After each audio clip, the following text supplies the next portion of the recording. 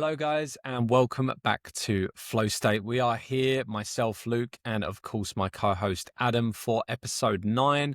We are officially 3 weeks out, I believe, or just over 3 weeks out from our respective marathons, and we are ready to dig into a couple of weeks of training. Obviously, last week was our first Q&A episode, and again, just want to thank everyone so much for sending in your questions, and I've had some good feedback myself from work colleagues, friends, clients who have found that really useful. So that's always much appreciated. And look, myself and Adam are obviously trying to grow this podcast as much as we can. And one of the biggest things we've found that helps that is sharing the podcast on Instagram, any of the social media pages, even just telling your friends who maybe are thinking about getting into running or already getting to running and just want to take it to that next level, sharing it with them, because it really does help us kind of get the podcast out to more people, and it might even help those people with their running endeavors. So if you do or can spare a couple of minutes to do that, that would be greatly appreciated.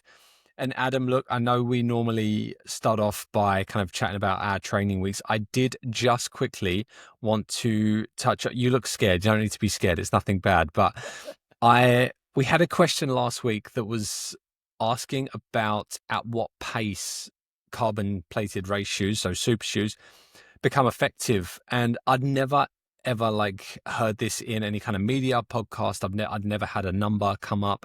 And it just so happened that I was listening to Inside Running, one of their latest episodes on Tuesday, and one of the guys from the Inside Running podcast, really good podcast that Adam got me onto, by the way, was doing some testing for these super shoes, and they asked the guy that did the testing, I think he's maybe not a podiatrist, but could be some kind of exercise physiologist. And the question came up, basically, they were like, okay, at what pace do you reckon carbon shoes start to really have an impact? Was this on their Shoe Geeks episode? No, it was on the main, No, it it wasn't. was on the main release. Okay, cool. And long story short, they said that you'll start to notice the difference if you're running kind of 4 minute per K and above. So that means for anyone looking to, no, mate, wait, sorry, not 4 minute per K. The pace, I've got it wrong already. What a great start. Yeah, For 4 minute anyone Ks, I think, is a 2:48 marathon. no, it's not That's that. pretty. Yeah. It was for if you're trying to run a 4 hour marathon, that is the threshold. And I'm Okay, sure cool. it's 10 kilometers an hour is the number I'm looking for. Simple. Okay, yep. That was the number. So at the end of the day, I think if you're, whether that's training or marathon running, if you are not capable or don't believe you're capable of running a pace, it's probably just worth going for comfort as the top of your pyramid, I suppose. That should be the one thing you're trying to achieve, is getting through it. But then, to be honest, I wouldn't even say if you're running 10 kilometers an hour, you probably want to be running even quicker than that because you're so close to that threshold. Is it worth buying like a $300-$400 pair of shoes? I reckon it's probably a case of when you're looking at those kind of 3.5 hour marathons and below, when you're like safely able to run that pace quite consistently, that's when super shoes are going to really kind of pay dividends. And I'm really sorry, I forgot the name of the guy that asked that question. Maybe we can get it at some point, but that's the answer. 10 kilometers an hour is where you'll start to see those benefits according to science. Yeah, that's good information. I'm a massive fan. Like, as you know, I'm a massive fan of science. I'm a man of science, engineering background, physics teaching background. So you can imagine I love science, but I also love wisdom, and I love like the art and the wisdom of running. That's probably my favorite thing in this sport. So yeah, great information there. And hopefully that helps some of the people that were a little bit confused about it. But listen, it's brilliant to talk to you, Luke. How's things? Things are good. And I was thinking the same. Like we, as much as we chat midweek, I do look forward to. You know what? Obviously, we started this podcast, and this is kind of just me thinking out loud now, and getting some of this out of the way. But I was thinking of like, what is my Friday become? I used to think like recording a podcast would be like work, and I'd have to finish work, do my stuff, and go back to work. And now I see it as in reality is I get to finish work, play with my little one, put him to bed, and then I get to chat with my friend about running for an hour or so, an hour and a half, and how fortunate I am. So I just wanted to get that off my chest because I'm very grateful to be able to do that. So I'm doing Yeah, well, it's good thank you, crack. man. How Brilliant. are Yeah, you? it's good crack. How's Yeah, things? I'm great, mate. Like you, really enjoy my Friday mornings, but I'm still trying to figure out who cut my grass.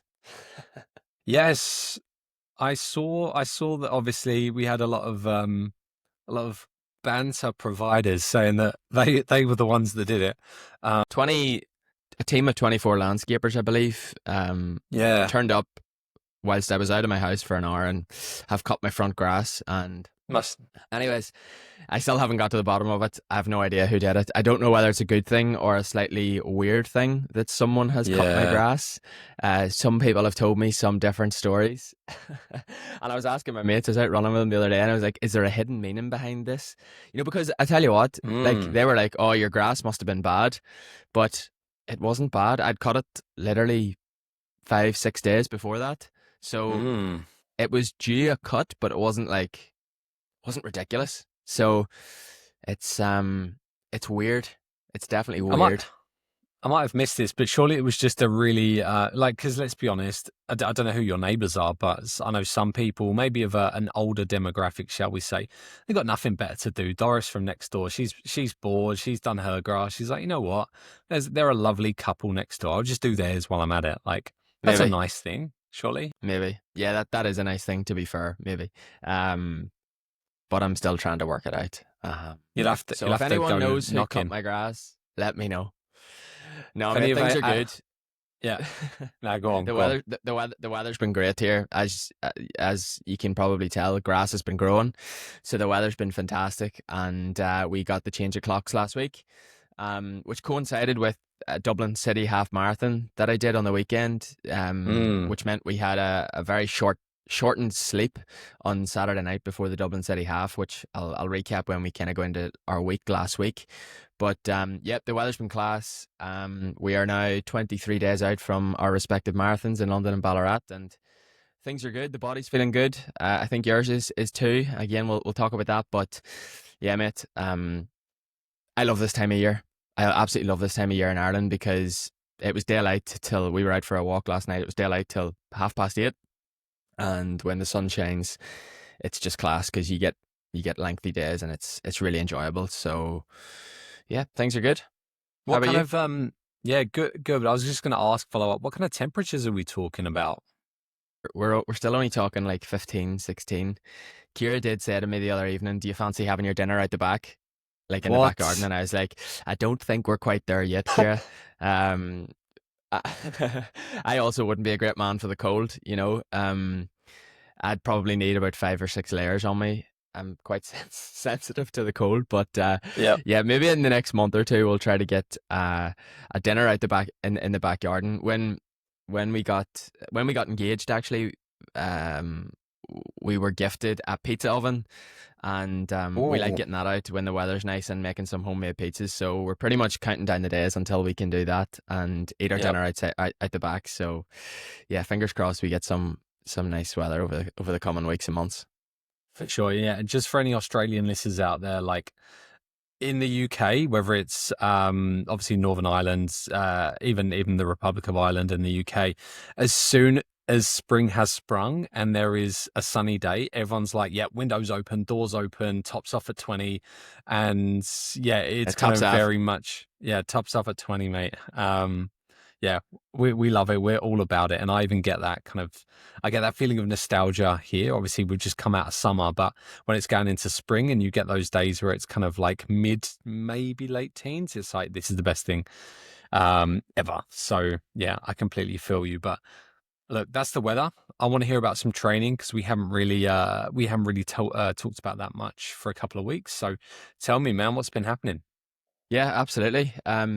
We obviously kind of glossed over or actually skipped past our week of training last week because we went straight into the Q&A, which seemingly a lot of people enjoyed. So we'll definitely be making that a regular installment. It's great to get some of the people that listen involved in the podcast. So that was cool. I'm not going to recap that week. It was a big week. I actually boxed off I think my biggest ever week of training with about 118 miles in total, with 2 really quality sessions in there. 16 by 800 meters on the track and 3 by 4 miles on the weekend, which was a 23-mile day in total. But anyways, into the following week, which was last week. So I was in a taper week for Dublin City Half Marathon and ran a total of 75 miles, including the race. The first few days of that week were very much just very relaxed, chilled out jogging, and I didn't run for any more than 45 minutes. In fact, I didn't run for any more than 45 minutes during the week at all.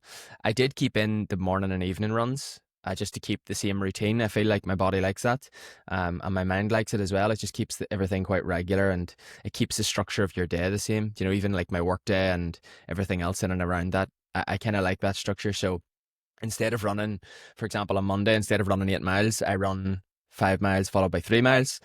Tuesday was very much the same, and then on Wednesday, I did some what I would call just light speed. So just to kind of get things firing a little bit, and yeah, just to really activate the body and just make sure the body remembers how to run at faster paces. I did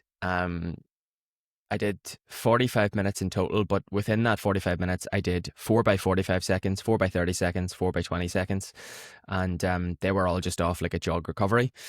I've actually just noted on that run that I was still feeling pretty shite, but the body was slowly coming around. So I've just looked at the diary here. That was just probably off the high volumes of training that I've been doing in the previous weeks, but I could feel the body was starting to come around. And then I literally just jogged into the race from there. I started to reduce them to 30 minutes. And then on Friday, I just did the usual 30 minutes on Friday, followed by a 30-minute checkout on Saturday morning. And then we headed down to Dublin Saturday afternoon, booked a hotel. Basically, the race was 8:30 start. And as I said, the clocks were going forwards. So it meant a really early start, and if we were travelling to Dublin on the morning of, it would mean like a 4:30 a.m. rise, which would be the equivalent to like a 3:30 a.m. rise with the clock change. So yeah, we booked the hotel and we headed down on Saturday. Got up. It was jogging distance from the start line, which meant I just warmed up from the hotel to the start, which was it just worked out perfectly. And yeah, mate, had a really good race, had a really enjoyable race.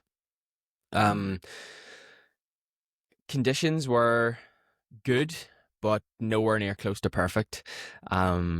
Essentially, brand new course. It was the inaugural Dublin City Half Marathon, organised by the same crowd that do the marathon in Dublin, and it was an absolutely phenomenal race. Brilliant course, brilliantly organised, and really enjoyable. So, I guess to recap the race, I ran 71:38. And again, run the entire race to effort. I wanted to race it and really see where I was at. Set off with a pack of other lads behind the kind of main pack of the race, or behind the front pack of the race. And kind of quickly found myself running just probably a little bit more relaxed than what I wanted. But I was aware of the course kind of elevation profile. And essentially between about 1.6 miles and 4 miles, it goes uphill. There's a long drag uphill for those roughly 5k or roughly 3 miles, and I was very conscious not to kind of not to burn my matches early in that race, and to kind of cook myself early, and also then end up in no man's land very early in the race, and sort of have like the guts of 18k or the guts of 18 to 20k just alone and time trialing.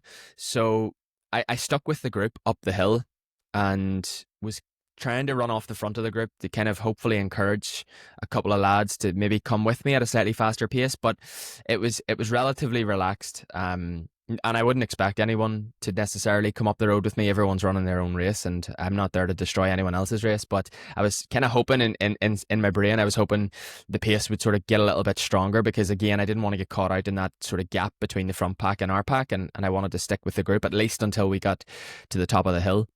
So, anyways, we got to the top of the hill, and again, I felt really strong. I felt really good, and I thought, okay, like I need to get going here. I need to start really getting to work, and yeah, started to pick up the effort slightly, and my legs really felt like they wanted to go. I felt like, unlike Bohermine a couple of weeks ago, my legs felt light, and I felt like I had good pop in the body.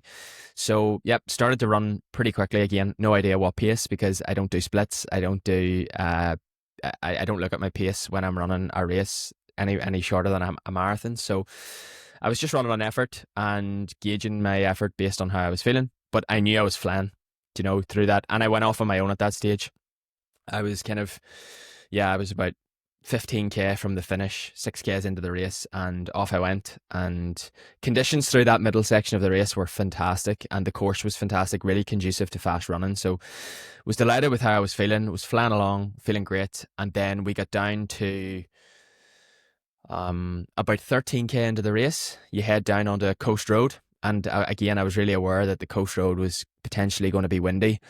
And it was just a straight headwind, running straight into a headwind. So I was like, okay, maybe today is not the day that I run a personal best. Up until that point, I was like, today's going to be the day that I run a PB. I felt fantastic. Go on.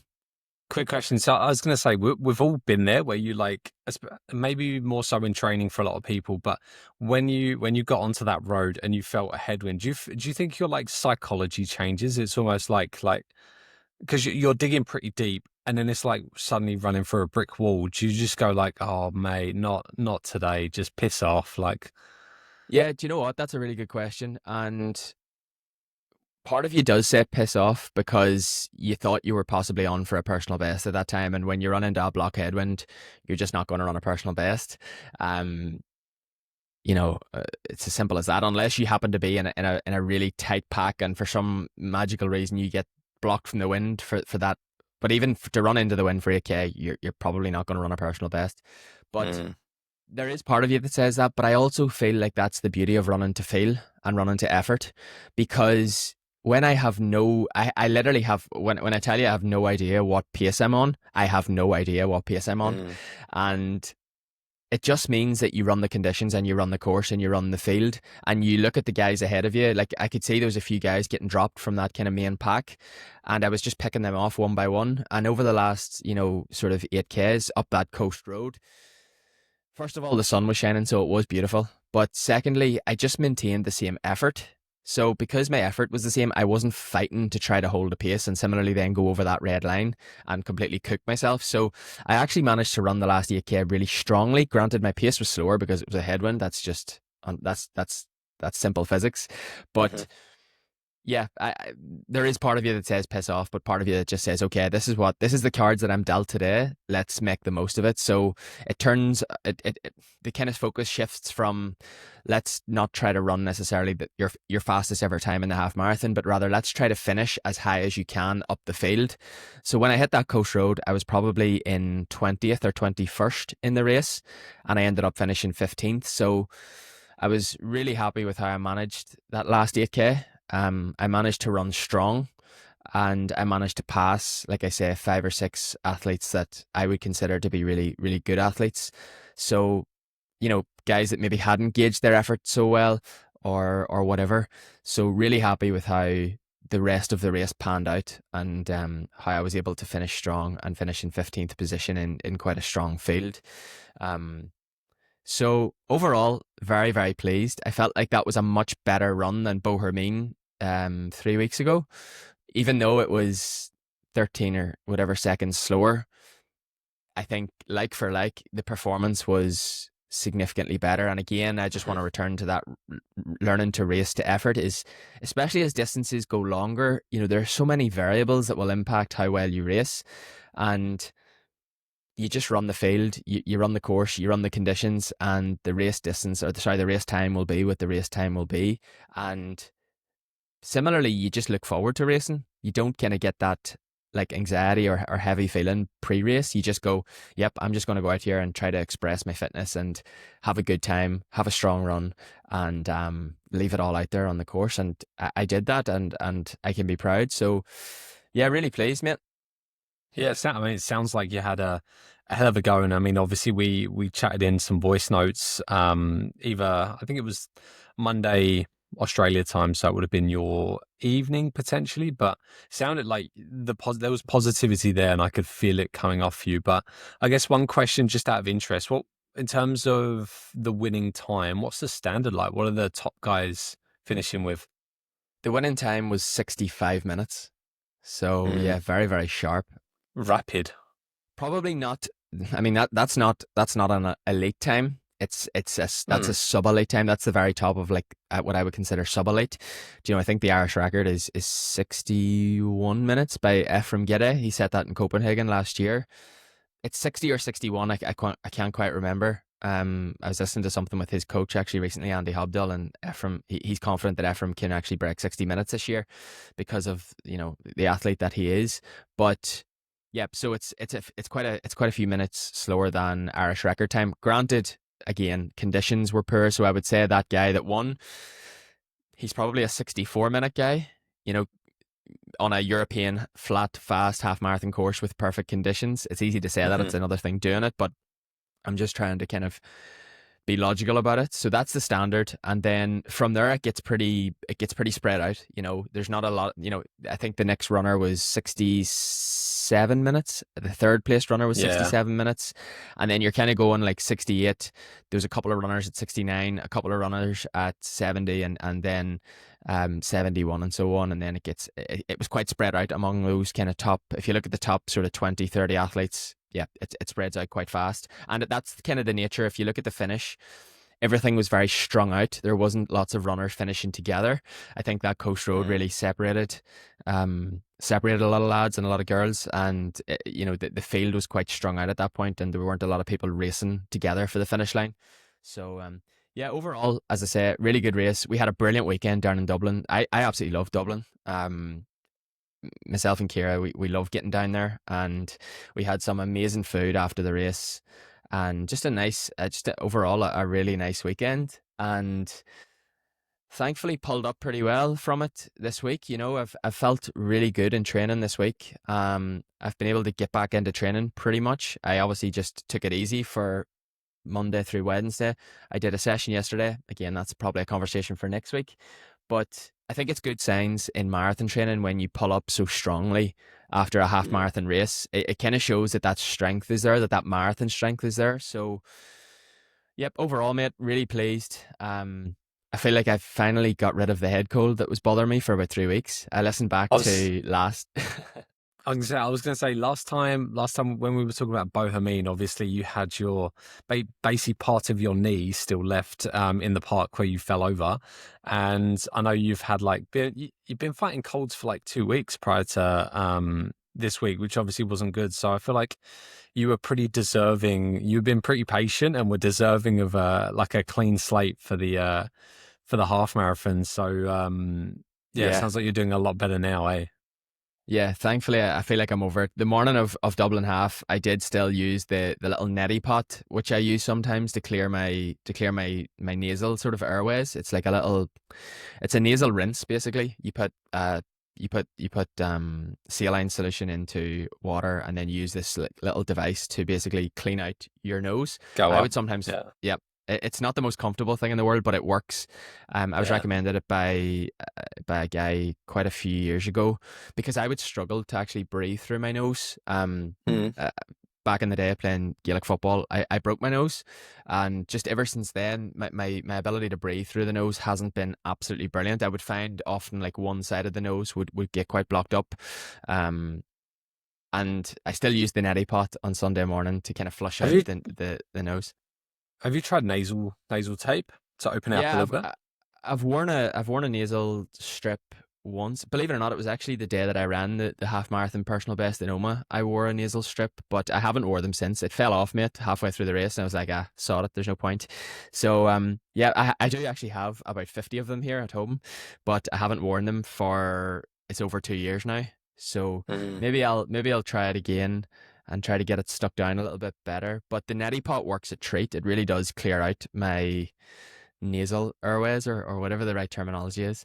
But Yep, I feel like I'm finally over that head cold that, like you say, was troubling me for a few weeks. I listened to the last couple of episodes, and when I listen back, my voice is all over the place. So again, that's probably riding the line in marathon training, which is something I kind of wanted to talk about on this episode. It's, we're always riding that line in marathon training 100%. between wellness and fitness and just going over that edge, and you want to stay on the right side of that line, and I feel like I've just stayed on the right side of that line, and thankfully now I'm feeling much better. So listen, as I say, we're 23 days out, 3 weeks, just over 3 weeks, and it's about, at this stage, it's not about building too much fitness, it's about staying healthy and getting to that start line as fit and healthy as possible. So yeah, mate, a good few weeks, and looking forward to London. And just so obviously you were speaking about post half. What do your days look like? You talking about Monday through Wednesday, you took it easy. Is that something that you'd like be proactive with, going like, okay, look, I know I'm going to race this. I'm going to need to almost like taper the other or taper back up from the other end, or would you be more reactive and go, I'm going to see how I feel on the morning. I can go 8K, 12K, whatever. How would you approach that? Yeah, it's like a reverse taper, isn't it? When you come out of it. Um, Generally, if it's a target race, I really, really do focus on just recovery, regardless of how I feel. But because Dublin City Half wasn't a target race, really, I'm in training for London Marathon. It's like, let's see how I feel. So the plan was to hopefully do a session yesterday, which was Thursday, but that's not written in stone. If I get to Wednesday evening or Thursday morning and I feel cooked and I still feel under recovered, I'm not doing that session. It's as simple as that, because the juice just isn't worth the squeeze. So yeah, Monday morning I go out for a jog, assess how I feel, and I take it from there day by day. And I'm just monitoring my motivation, my mood, my recovery, my sleep, and just really working it out as I go along. And I get to Wednesday evening. I went out for a jog with the lads at 5 o'clock Wednesday evening, and I felt great. So then I'm like, yep, that's the green light to probably do the session tomorrow. So come Thursday, I go out, I warm up, and if I feel good during the warm up, it's a green light, and I do the session. If it's a red light, I skip the session, and I don't lose too much sleep or worry too much about it. So it really is as simple as that. Now, if Dublin City Half had been my target race, I wouldn't be training this week. I would be probably resting Monday and then taking it very easy for the full week.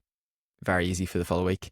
But yeah, I'm in marathon training, and yeah, trying to get the most out of, kind of trying to maximize, I guess, everything that I do between now and tapering down and getting ready to race. So this week I was able to get back into some training, and I'm a big believer that the brain plays a role in that. And this has gone on a little bit of a tangent, but I feel like when you know that you want to get back into training, or you feel in your brain like you need to get back into training, you bounce back a lot quicker. Whereas Mhm. if you feel like if you feel like Dublin City Half Marathon is the end, if that's your end point, you just wake up Monday morning, you're like, yeah, I'm done for a while. Like, I need to just rest and recover. And that's the brain, I think, signaling to your body that it's just time to rest. When you know that the goal is still further down the road and you're still up, you're still, the motivation's there and the energy's good, I feel like you recover a lot quicker, because the brain's telling your body that, yeah, like it's time to it's still time to get some training in. And I kind of double down on the, like, I really do focus on like my nutrition and my sleep the week after the race. So really looking at getting in lots and lots of really high quality calories, and lots of them. Mhm. And, you know, it's as simple as this. If I feel hungry, I'm eating, and I'm eating a meal. I had this conversation with someone recently who's in marathon training, and they were talking about their hunger levels. And I was just telling them, you got to honor that. Don't just have like a piece of fruit or a small snack. Have a meal. Have an extra meal if you're hungry. Don't be afraid to eat an extra meal, because your body needs it. Your body's going to absorb all of those nutrients, and the extra energy is going to aid recovery and similarly aid performance in your next Mhm. training session. And then, furthermore, the adaptations that you get from the training. So, yeah, I really do eat. Like yesterday, I had two extra meals. It's as simple as that. I had two breakfasts, two lunches, and Yeah, I'm just fueling the body, and I feel like that plays a massive role in helping the body recover and continue training. Yeah. Yeah, no, because that's something that, I mean, that person sounds an awful lot like me when we were chatting about some nutrition down the week. But yeah, I completely hear what you're saying about um, mindset. And this is something I taught, like, I've been working with people in a coaching environment. Yeah, it's personal training, but still it's on the same lines. And I'm talking to people about this every week. I'm like, the mind will always dictate where the body goes. And if you're telling yourself you need to rest every 3 months, you need to take a week off of training, or like, oh, I can't lift weights the day after going for a run, you're not going to be able to, because you're telling yourself that. Whereas when people ask me, like, how do you do so, like, relatively, I don't do anywhere near as much kind of weekly mileage as you. I do different things, obviously, but when people ask me how I do it, I'm just like, oh, just do it. I know I can do it. If I'm being coached and my coach knows I can do it, I'm like, yeah, I have complete faith. So 100%, I think the mind is a very powerful thing, and it's probably underutilized in a lot of people's cases. Um, so definitely one, if you're wanting, I guess, an easy advantage, not necessarily over anyone else, but just like a step up in terms of your training, learn to harness the mind, I suppose, because there's a lot to be gained there, really. Yeah, absolutely. And just to back up on that is, do things that excite you. If you pick races and you pick events that you have a really strong why as to why you're doing them, you're just going to have, it's like free energy, mate. It really is. Like, even in my work, I've got more energy day to day when I have a goal. Do you know, it's like people say to you, oh, you're in marathon training, you must be really tired all the time. And yeah, physically, come the evening time, you're just ready to chill out on the sofa. But I also have so much mental clarity and mental energy during periods like this because I'm highly motivated. And I know there'll be a slump post marathon because it's over. And Mhm. regardless of the result, like even if the result is the race of your life, there's still that post marathon slump. People often think, especially newbies to running, they often think like post marathon or post race, it's going to be like that's the time to like celebrate because it's all finished. For me, it's quite the opposite. Like I love Mm. the week, the day to day, and the week to week of right now because you're working towards a goal, you're seeing yourself getting better, and that just feeds into your energy and your motivation and your mindset. And starting to sound like life coaching now, but it's true. Do you know what I mean? And similarly, like I was having this conversation with Noel the other evening on our evening run. Noel's the guy that comes down and does the session with us on a Sunday, and he brings his training group, and so he's responsible for quite a few athletes running marathons at the minute at a good level. And we were having this conversation that like we were just running along with a group of lads, and we were like, "Isn't this what it's all about? Like this is what training, this is what life as a runner, this is what it's all about." The sun was shining. There was six of us running along in Lurgan here, and they're the best times. They're the things that Mm. lead to just unlimited amounts of motivation. And I think it's so important to kind of stop at periods like this and just um, not meditate on that fact, but just think about it because you don't want to look back in 6 months' time and be like, oh my God, like the best moments were actually there. And then you want to enjoy them when you're in them. And yeah, like for me, that's what the marathon's all about. And I have loved all of the training towards this marathon, meeting up with the lads anytime we get the opportunity to meet up with the lads, um, and just work towards that goal because yeah, it's not forever that you'll be able to do this. So yeah, it's really cool. And what's interesting there is, I'm not sure if you've ever heard about it, but what you've basically described, especially as it kind of relates to motivation, is the self-determination theory, where you've got like intrinsic motivation, which is basically when you're motivated not by kind of external reward, but internal drive for something. It is dictated by a combination of autonomy. So when you have kind of that desire, that control over your own actions. Relatedness is when you have basically you find exactly that relatedness and friendship and camaraderie with others like-minded doing the same thing. And then you've obviously to finish off got mastery, so that feeling that you're actually gaining from something, you're learning, you're progressing. And if you have a mix of those three things, it's like you said, it's free motivation, and it's not going to dry up, because it's not a case of, okay, I need to get to that goal, I need to get to that endpoint. It's, I'm motivated because I enjoy the process. And that's all I was thinking about when you were talking about, okay, you get to the marathon, it's time to celebrate. It's like, no, that realistically the celebration is during the training, and the marathon is basically just the icing on the cake before you go and do it again for something else, whatever that is. But ultimately, you shouldn't need a race to be motivated to run. Like, would I run if I didn't have a race? Of course I would. That's what got me into it. Like, I do it because I enjoy what it provides me, and I'm going to keep training after. Even 100%. if I It can't kind of race. So it kind of goes back to that. It's kind of like the fundamental Maslow's hierarchy of needs, isn't it? You know, you've got those basic exactly. needs to live. You've got the psychological needs, and then at the very top of that pyramid, you have that kind of self fulfillment piece. Obviously, one layer can't exist without the other, but no, you're absolutely spot on, mate. And I guess that is what it kind of relates to when you think about it. Um, but yeah, things are in a good place, and I think, like you said, the mind follows the body, and the energy follows kind of what's in the mind and what's in the brain, and when it's in a good place, as you say, things follow. But we've gone deep, mate. How was We your have. week? How was your week last week?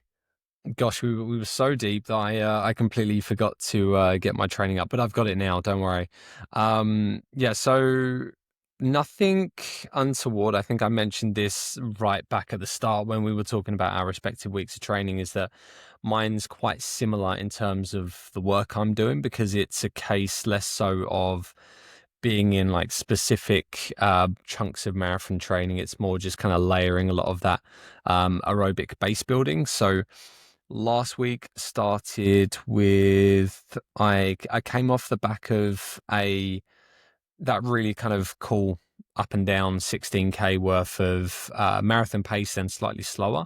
And that was great fun. Like, I really, really enjoyed that session, and that's probably like up there with some of the fittest I've felt, just running at marathon pace, or what ended up being slightly quicker than marathon pace, and then about 25 seconds slower than that. And I was running around Prince's Park, which is in just outside of Melbourne.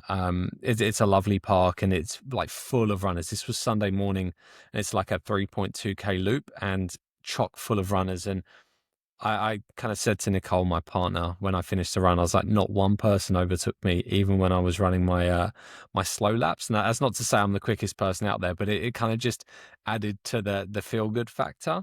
And yeah, I loved that run. Felt really great coming off of it. And then the actual week afterwards, nothing really of note. Kind of my pretty standard easy runs with strides on Monday, Wednesday, and Thursday. But on the Tuesday, I had a really good treadmill run, and that was 2 by 5 times 500 meters at what ended up being like close to 340 pace. And that was good fun. I quite like doing the 500-meter reps on the treadmill, just because I get a little bit too hung up if I'm out in the open, tracking the pace on my watch, because I'm still kind of getting used to dealing with pacing. So just being able to set it on the treadmill and run was fun. And those are the kind of sessions that the more of those reps I do, I just feel better and better. Like, the first one's always a little bit, oh, okay, like it feels quite almost bouncy on the treadmill. You're like, oh, okay, I'm getting some whip here. But then you find your feet, and you're just flying, and especially with like tunes on, that was great fun. The other main workout I did prior to I finished the week with a long run, which I'll get onto, but the other main workout was Friday session, and that was a 30-minute tempo at between 4:30 to 4:20. So just anywhere in that range. And I did that near where kind of I live, and just a disclaimer, the area where I live is quite hilly, so I couldn't really do much without kind of having quite a few like nasty climbs. Luckily, what goes up must come down, so there was some descents there as well. But Yeah, I'm just I looking I at your put session on Strava. yeah, I'm annoying. I'm the annoying person that doesn't separate the warm ups and the cool downs normally, though. So you have I to you normally have to don't break either. it down. I'm too lazy for that. But Yeah, that was good fun as well. It was hard getting into, and I found with a lot of my Friday sessions because it's the end of my work week, and I coach basically from six a.m. I get to work at like 5:15. I'm on the laptop doing a couple of steps, and then I coach basically from 6 till 10:30, give or take, and then I'm basically straight home to run. And I always find it really hard because it's like it's kind of my just before my lunchtime, and I'm surviving off a breakfast and basically some carb drink. So it always takes me a couple of minutes, but once I've done the warm up, feel grand, and that one moved pretty well. And then the biggie. Sorry to Mm, interrupt. Look, that's a no, go. session that I really like that session, or like a combination of tempo plus hills. I Mm, yeah, that's a type of workout that I have earmarked for post marathon training. Is like when I get back into training post marathon, I'm going to regularly do some tempo and hill workouts, but again, combining them in the same workout. And one of the reasons that I like them is of course the kind of stimulus that you get off them and the fitness that you can build off a session like that. But it also forces you to manage the session really well, as in mm. you can't cook the tempo, because if you cook the tempo, you're not getting quality in those hill reps. And if you're not getting quality in the hill reps and you're starting to fall apart, it's never good. And yeah, it's just a session or a type of training that I really like. So yeah, just looking at that session, mate, it's a nice one. Yeah, I actually even forgot to mention that there was after that tempo there was some hills, and that's probably as high as you want to go in terms of the incline for those hills. And just to go back on it as well, one thing I've found is I feel strong, but I think there's something about doing that anaerobic work, so those longer hill reps, that really fires me up. And I'm like, yeah, this is where I can display a lot of that work I do in the gym in terms of that the explosive work with the deadlifts and the squats. I'm like, yeah, let's put it to use. So I kind of fire myself up a little bit for those without kind of getting uncontrolled. Because I never want to. It's a fine line. Once you cook it too far in terms of percentage of your max, they're going to fall off really quick. So you have to be mindful of, okay, what's a fast enough pace where I'm going to maximize those adaptations without cooking myself a little bit too much. So um I do enjoy firing myself up. But yeah, you're bang on with that one.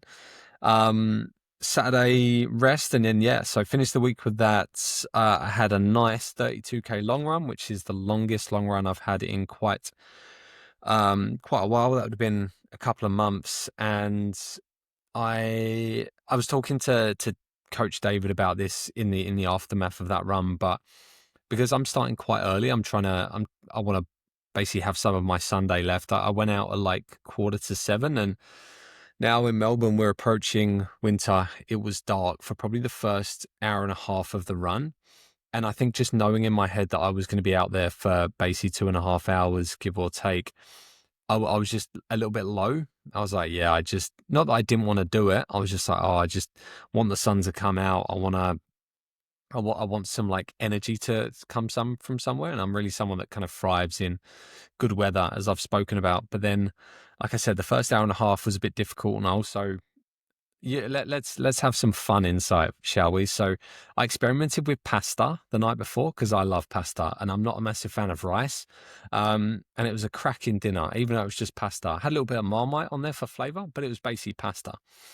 And then I went out and I like to experiment with having a gel basically within the first few Ks of a run, just so I can get used to potentially having one on the start line and so forth. And what happened is I had a Molten 160, I think it must have been about 3 or 4K. And as soon as it went down, I was like, I need to go for a number two. That's so annoying. And it wasn't like, look, it wasn't desperation or anything, but I was like, within the next hour, I'm probably going to have to take a pause. And I Oh think it dear. was, yeah, oh dear. And it was, I think the pasta that maybe encouraged it. And then the gel was basically just because there's like a bit of a brain gut connection. So if something passes your lips and you need to go, it's going to push it out. It's to do with the brain. I'm not sure exactly what's happening, but that's what happens. So annoyingly, I did have to take a slightly longer pause at about, I think it was probably about an hour and a half maybe, which was more annoying. But at the end of the day, it's good practice. And now I know that pasta's probably not the one, and it's probably got to be rice, unfortunately. But um, What yeah, about do you eat oats? I do, and I had that as well. I had that regardless. I'm not going to lie What to you. about That's a what what about potatoes? The thing I find with potatoes is because they gather quite a lot of water, and there's still a fair amount of fiber in there. I'm worried it's going to sit really heavy. I might play around with it, but What I'm time really what reluctant. what time did you have the dinner at? Sorry, look. It was probably between 6 and 6:30, and then Yeah. I'm 12 sleeping. hours. Yeah, 12 hours. Yeah, 12 hours. I'd say. Um, yeah, because I'm sleeping about 7:15 because I get into bed at like half seven, and then so yeah, maybe I could go a little bit earlier potentially. But look, I think I've had some okay results with rice, so I might just stick with that, and then maybe introduce some potatoes at some point. Because I have them every so often, but I kind of like dabble. But yeah. Yeah. But No, it's otherwise, interesting stuff how the different sorry, look, it's interesting how the different no, go. carbohydrates are you're obviously very sensitive. I know we talked about this very briefly before, but there's clearly a sensitivity thing there with regard to the type of carbohydrate that you eat and like how it affects your stomach. Um, I'm really lucky that I've never experienced any of that. Um, Timing is really the thing that I'm worried about, but not the type. I know I mentioned the sugar last week in like the carb load. If I eat too much sugar, I feel like it has a link with stitching in me. But in terms of like my stomach, eh, I tend to be absolutely fine regardless. Mm, In fact, on Saturday night before the race, we actually went out for some Thai food, and I was able to brave. have like yeah, I was able to have like a pad Thai. Um, what else? We had like a beef, like a black bean beef dish with rice. And there were a Mate. few. I did go relatively. I didn't go mad on the spices because pad thai is not too bad, and the Mm. beef dish that we had wasn't anything crazy. And I had a heap of rice. But I'm absolutely fine off the back of eating something like that. So I guess I just want to say that I consider myself lucky. It's also a good test. Like I won't do that the night before the marathon. We'll just cook the food in the Airbnb or the place that we're staying. But yeah, it's a good.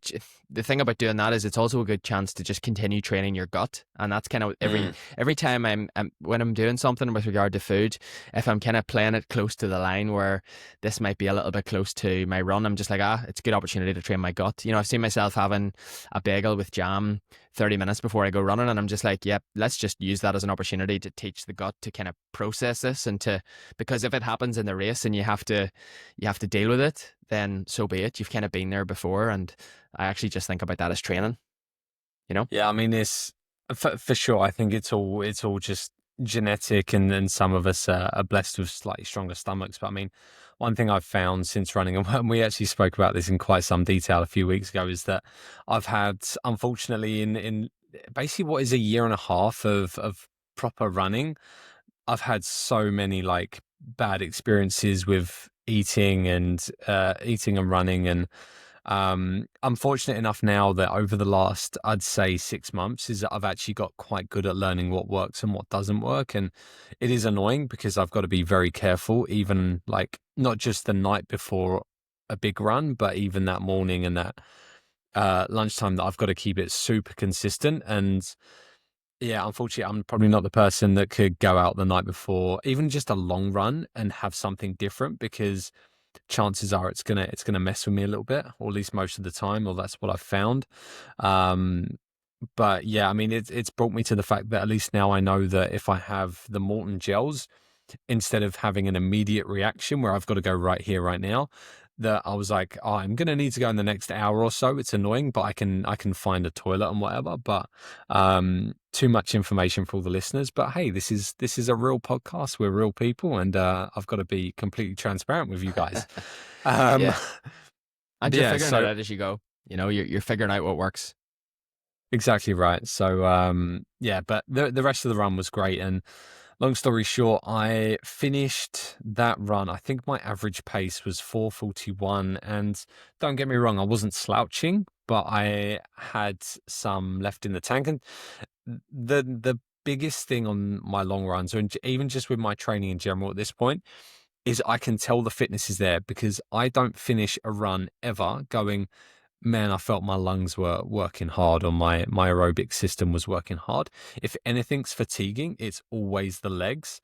Um, and I'm quite infused by that, because I know that with a good taper, my legs are going to be fresh and my lungs can handle just about anything. So that's how I felt finishing that run. I was like, yeah, my legs felt a little bit beaten up, and just kind of jumping ahead. Even this week, I've felt there's a little bit of lingering fatigue potentially, but my fitness is absolutely there. And that's really building up positivity for the marathon. So I'm pretty confident that I can just, yeah, push myself really. So that was the last long run. There'll be no more big long runs. I think I've got 20K in a couple of weeks to do, but that was the last of that. And then in Brilliant. terms of this week, again, same structure with those easy runs, but the main difference is where I've done two treadmill sessions this week. So Tuesday is typically my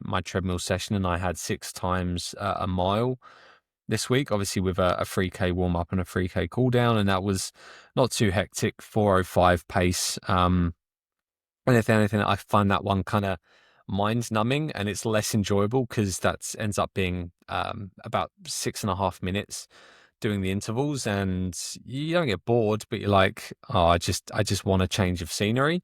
But I'm kind of stuck at work, so it is what it is. And then today I did it was meant to be an outdoor run, so that was 14 by 500 meters at 3:50 pace. And because of what's been happening on Fridays recently, where I kind of get home and then I'm just not in the mood to do anything, I was like, I'm just gonna go straight from coaching into that run on the treadmill. I don't want to think about it. I just want to type the number in. And so I did that, and I felt really good. Like, I had the energy for it. I had the tunes on. Um, and yeah, psychologically, I got through that one really well, and I really enjoyed that. And yeah, like I said, lungs feel great running at that pace. I know it's not for particularly long, but yeah, really, really enthused by that. So that was my Good week of man. training. Good man. Sounds like a good one. And you just mentioned the fatigue, and you know, uh, that's marathon training. And at this point in a training block, you're going to feel, you are going to feel that way. You're kind of pushing the needle a little bit and getting ready to start freshening up soon, and getting ready to race. And that's just a little point I wanted to cover in this podcast, as I suppose a bit of a tip for people is that I suppose the overarching theme is don't don't switch off during the taper. And what I mean by that is, like, don't get to the end of your training block. A lot of people kind of feel like 2 weeks or 3 weeks pre-marathon is the end. And once you get to that point, it's like, right, the body's just ready to shut down now, and rest and get ready to race. And to some degree that is true. But I think having that attitude can very easily set you up for failure on race day, because remember what we talked about with the brain body connection, and kind of thinking that if you get to 3 weeks out from your race and you just feel like, I'm ready to finish this now and I'm just so done, the body will start to switch off a little bit, and you just, you can kind of sabotage your race a little bit. And I also think that's a good sign that you've maybe cooked it a bit too hard in training, if you feel that way. You just don't think that you've done a bit too much, and you got to be careful now, and recover well pre-race. But I suppose what I'm really getting to as well is just continue to practice the habits that have got you this far. Continue to focus on your sleep and continue to rest. And if you can sit down during the day, sit down. And if you can lie down, even better, lie down, and continue to bank really good quality sleep, and continue to focus on your nutrition, and just continue with the habits that have got you this far. And mentally, don't switch off now, because you want to still continue to ride this wave. And yes, you want the body to recover and freshen up, because that's what's going to allow you to express your fitness on race day. But I see a lot of runners that get to the end of their training block and it's an attitude of, oh, I'm so done now. And I would actually say, be the opposite of that. And you know, you don't need to be all guns blazing every day because, of course, like I said, the recovery is going to be important. But just don't switch off now. Save the switch off for the week off after the marathon, and that's exactly what I'm going to do post marathon. Is I'm going to take a full week of downtime. I'm going to do no running. I'm hopefully going to get the golf clubs out and get onto the golf course for a little round. If the weather plays ball, I might get my bike. As I say, I've got my bike ready for spring and summer, so I might get out for a spin on the bike maybe one of the days that week. But I'm just going to mentally and physically take it easy post race. But I don't want to get to this point in the training and be like, yep, I'm so done now, because I've still got the biggest day to go, the race day, and I want to be ready to run. And I'm going to continue the habits that have got me this far throughout the block with regards to sleep, nutrition, and everything else, and continue to kind of behave like the athlete that I've become, or that I've continued to behave like the athlete that I am in my own brain, and not just down tools. And that's the biggest tip I would give at this phase of marathon training. Yeah, no, I think you're bang on with that, and I should clarify. Like, I think part of my issue, or where whenever there's a day where I'm like, yeah, I'm struggling to get out. I think it's almost always as a result of just doing something for work that is so physically intensive. Like, at the end of the day, I'm doing 10 to 12,000 steps a day. I'm lifting weights most of the day, sometimes more than others, and like it's I'm not saying, like, obviously we have different jobs, and I think it's kind of fair to say that we both have our fair share of psychological, I guess, stress. But I think it's maybe just when I've had a morning of moving around and dealing with people, that's where that's coming from. Whereas if I think even if I had the same job, if I was able to run first thing in the morning every day, I don't think I would nearly as much have those moments. So I think it's a lot of it is psychological, because I haven't once been like, oh, I just want to get this marathon out of the way. Like, I genuinely, I think it helps. Like you said, my sleep has been fantastic now for, a couple of months, and I'm doing basically everything I can for recovery. Like, everything in my power. I'm being more kind of direct with meditation. I've got ashwagandha on the go to try and, like, to reap the potential benefits of that. So it's definitely not from a place of, okay, I need to get this training and race out the way. It's definitely more a place of remembering that I have a job that's quite kind of, I guess, stressful in its own way. But yeah, I think you're bang on the money. Like, we we were saying off air just before this, when you're in that marathon training, you are kind of pushing that line between being just where you want to be and overcooking things. We were talking about, obviously, getting sick is one sign of overcooking that potentially. But I feel like for the most part I'm doing pretty well with being under it. But it's on a day by day basis. Like, if I've had a particularly stressful morning, that's obviously not going to play into, okay, I need to go out and have a quality training session now. But yeah, Yeah. I think you're bang on the money. It's all about management and just managing yourself, and being responsible for yourself as well. Like, I tell the athletes that I coach that, you know, you can feel, I can't feel. Yes, I have experience, and yes, I can pick up on some of the signs, and yes, I'll have conversations with you and, advise you. But at the end of the day, some of the responsibility has to fall on the athlete here, and you got to self manage to some degree, even if you're being coached, and something's written on your plan. You still have to maybe have the conversation with your coach around how you're feeling. And if the coach knows you well enough, which they should be able to advise you properly, if they've done their kind of due diligence and done their homework on both you as a person and the training that they've issued you with. And that also just feeds into one last little thing that I want to say. We talked about the physiotherapist Jared Hartman. I mentioned the routine that I like of his last week. He was Paula Radcliffe's physio, Sonia O'Sullivan's physio, and a host of just Olympians and gold medalists over the years. He's a guy from Limerick here in Ireland.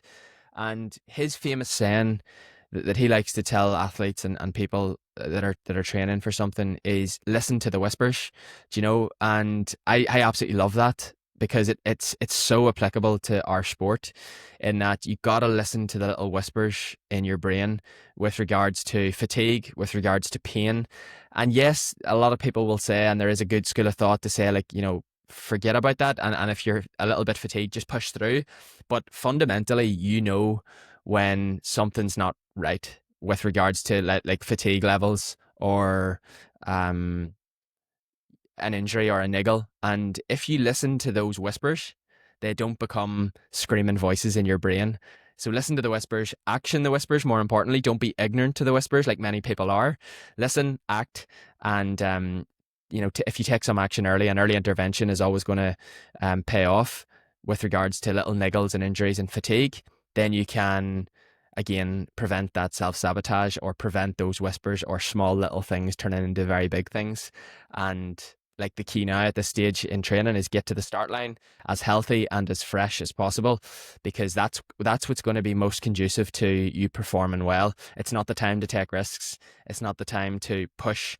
It's not the time to do anything crazy. And you should very much listen to the little whispers that your body and brain is telling you. And yeah, just focus on getting to that start line as healthy as possible.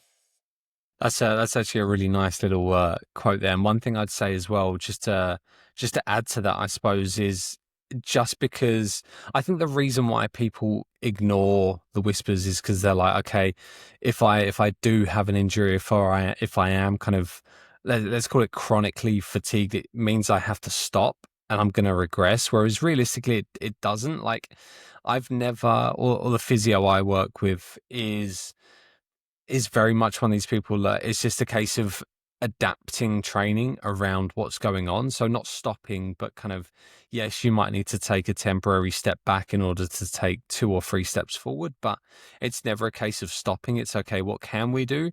Let's do as much as we can do while still kind of fixing the problem. And the same goes for fatigue as well. Like you said, if you've got a good coach, chances are it's not just a case of, oh yeah, okay, we need to take 2 or 3 weeks off, which is at the end of the day what if you ever go to see a GP about anything fatigue or injury related, that's what they're going to say.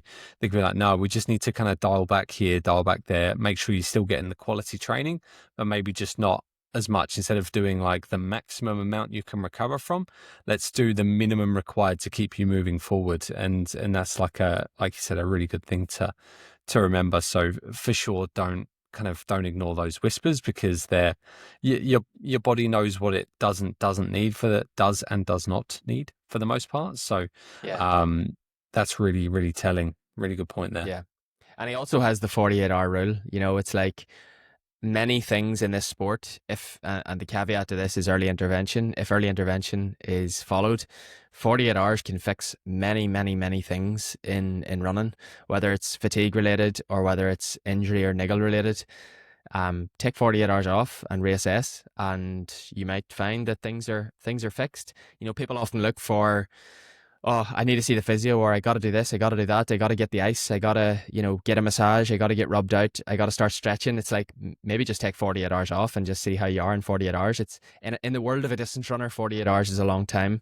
And if you listen to the whispers and they're not, things haven't gone crazy, 48 hours can be magic. Can I just say, it also sounds very good when coming from your Irish accent. Don't listen to the whispers. I love that. I can Did listen you to that. just try to do an Irish accent? I did. Did you like it? Was it I good? did, mate. It wasn't bad. It wasn't bad. We have a I bit of a look. theme here in Lurgan. Yeah. The lads that I run with, we would often, when we go out running, what we talk about could be anything, and I mean anything. It's Yeah. some of the conversations are probably not for the airways, but anyway, we would very often, Explicit. yeah, we would very often do accents. I don't know how it ends up this way. Like, we're quoting someone or whatever, and we would do their accent, and you can safely say if someone attempts an accent, they're getting the piss taken out of them. So, Mate, I'm actually gonna have I'll to work save on you. it. Yeah, Because it's funny, man. I don't want to do this on air, but I'm gonna. It's really funny because I listen to my check-ins with David, who, again, just to clarify, my coach David, he's Irish as well, and I listen to my check-ins or my voice notes out loud, and my partner's normally around listening as well. And it's really quite amusing, because I'm sure in the same way I do, and this is just kind of friendly banter. David always starts voice note with, "Hey Luke, how are you, man?" And I love it. I love it to bits. But I said it to Nicole once. She was like, your accent's really good." I'm like, "Thank you. I do. I feel like as someone who is kind of in London, we get people of all kind of accents, ethnicities, races, and whatnot. So I feel like I've heard it all, and I'm pretty good at mimicking it. But I need to practice, because one day on air I'm gonna give you a sentence in like a beautifully crisp Irish accent, and it's I gonna be look forward to it. fantastic. I look forward to Fantastic. it. But look, we've been recording for a good kind of 65 minutes now, and before we head off, what's planned for the weekend? Have we got anything fun coming up? I want to know. No, just a big training run on Sunday morning with the group in Craigavon Lakes, the number one training venue in Ireland. So yeah, we're gonna do 23 miles, 39 kilometers. We are gonna do about 16 of those at tempo effort, so kind of marathon effort. I think it's going to be mixed though. It's not going to be 16 straight. We're going to do, I don't actually know the exact details of the session, but we're going to do some sort of random, well, they're not random, they're random to me, intervals within that. So, yep, looking forward to it. There's going to be a group down. Hopefully the weather holds up. It's been beautiful here the last couple of weeks, so hopefully that holds up and we get another cracking morning of marathon training. I think that will be the last quality long run in my build to London. I will begin to reduce the volume of the long run the following week. Again, I'll probably still do some specific work within it, but the volume will be down. And yeah, looking forward to it, mate. So no major plans for the weekend, bar that plus food, which is always on the agenda. And yeah, hopefully plenty of rest and relaxation. What about you? Mhm. Lovely. Yeah, nothing for me either. I think this is the last, because obviously we're approaching Easter. We've got a few events coming on over the next few weeks, and I've got a couple of like work commitments. So this weekend there's no major plans. I don't even have like my quality long runs have basically ceased now. So Sunday morning I should only be out on the road for like 75-80 minutes, which is actually quite nice because it means I can get it done, and we've got all of Sundays. So mine's much the same as yours, to be honest, mate. There's nothing major. I might get some food. I'll still have a play around with dinner on Saturday, but there won't be as much kind of attention on it, just because it's hard to test. But yeah, I'll nothing. tell you, sorry, go on, sorry. I was gonna say there's not even any football because Chelsea played this morning. Fortunately, we They did. won, but Yeah. I don't have to worry about football as well. Yeah. Yeah, you beat the Spurs this morning. But Certainly did.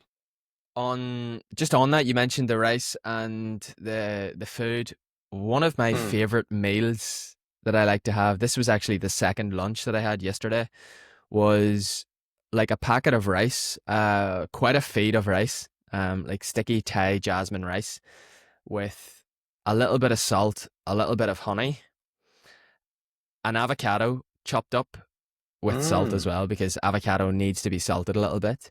And Yeah, I I agree. also, and I know your eating habits are a little bit different to mine, but what I love on top of that is a fried egg with a little bit of Mm. chili oil. So you've got the Interesting. rice, you've got the honey, you've got the avocado, and you've got chili oil. It sounds a bit random. Kira came home from work and she was like, "Yeah, I'm not too sure about that." I was like, "Well, you just have to try it because Mm. it's a combination." I feel like egg plus rice plus avocado is combinations, and that's what food's all about. It's about those combinations. So anyone that's out there, if you fancy something different for your lunch, try the rice, avocado, salt, honey, and egg bowl. And if you want to add something and you want to get really fancy pants, you can add maybe a little bit of salmon or a little bit of tofu, and you've basically got yourself like an Asian style bowl, and It's there's very it's pretty minimal well prep required. rounded.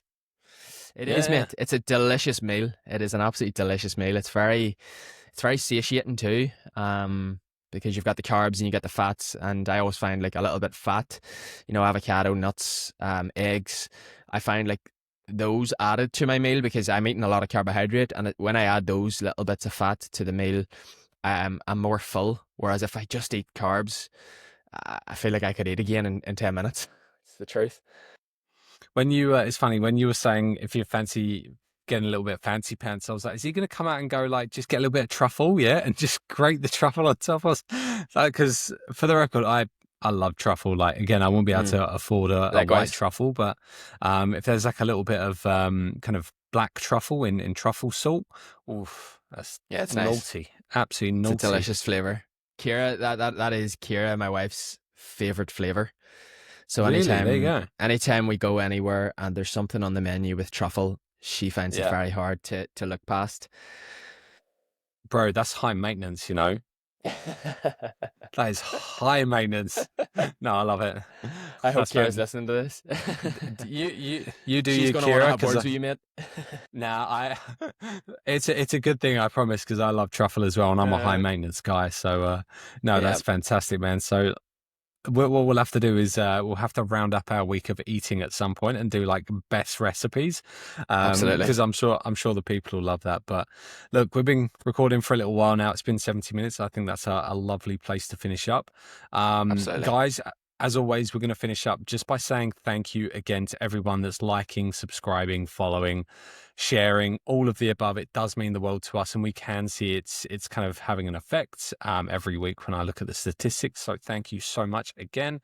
But look, like I said at the start, if you can spare just a couple of moments to share this with any friends, family who might be interested, that would mean the world to us. But otherwise, just keep watching, keep enjoying, and we are looking forward to checking in with you guys again soon for episode 10.